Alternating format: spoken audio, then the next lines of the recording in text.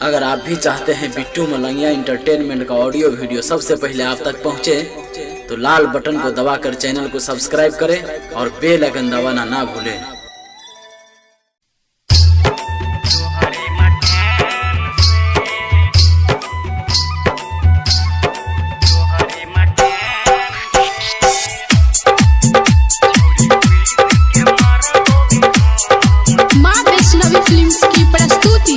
रहबो ने जिंदा हम सनम जेबो जान से, रहबो ने जिंदा हम सनम जेबो जान से। छौरी कूद के मरबोगे हम तोहरे मकान से, छौरी कूद के मरबोगे हम तोहरे मकान से। रहबो ने जिंदा हम सनम जेबो जान से, रहबो ने जिंदा हम सनम जेबो जान से। छौरी कूद के मरबोगे हम तोहरे मकान से, छौरी कूद के मरबोगे हम तोहरे मकान से।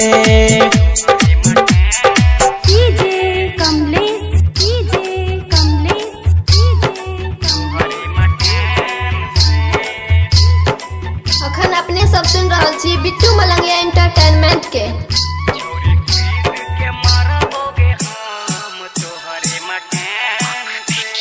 प्यार में धोखा देके हमारा अपन बजल सहनाई गे, के लियो कौन गलती गे छौरी कैल बेवफाई गे। प्यार में धोखा देके हमारा अपन बजल सहनाई गे, के लियो कौन गलती गे छौरी कैल बेवफाई गे।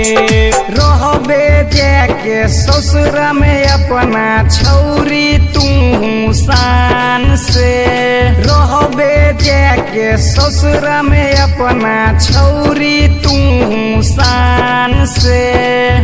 छौरी कूद के मरबोगे हम तोहरे मकान से, छौरी कूद के मरबोगे हम तोहरे मकान से।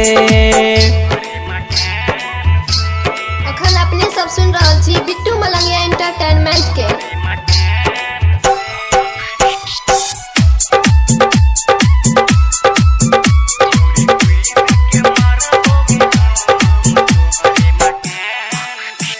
जियते जी मर दिल छौरी बनैल जिंदा लाश गे।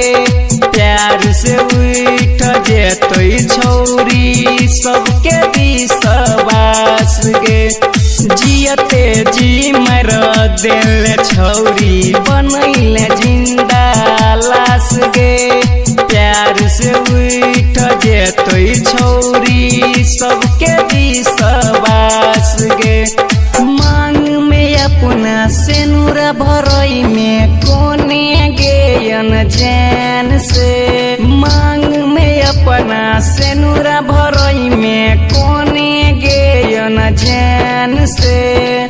छौरी कूद के मरबोगे हम तोहरे मकान से, छौरी कूद के मरबोगे हम तोहरे मकान से।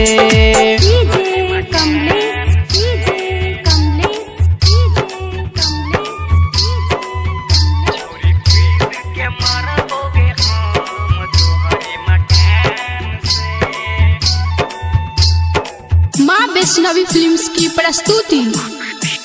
लौटक जेतौ तोरा बिना सूरज सूरी लगे फसरी, काट लेतौ गे छौरी अपन मनोज महाराजा ससरी।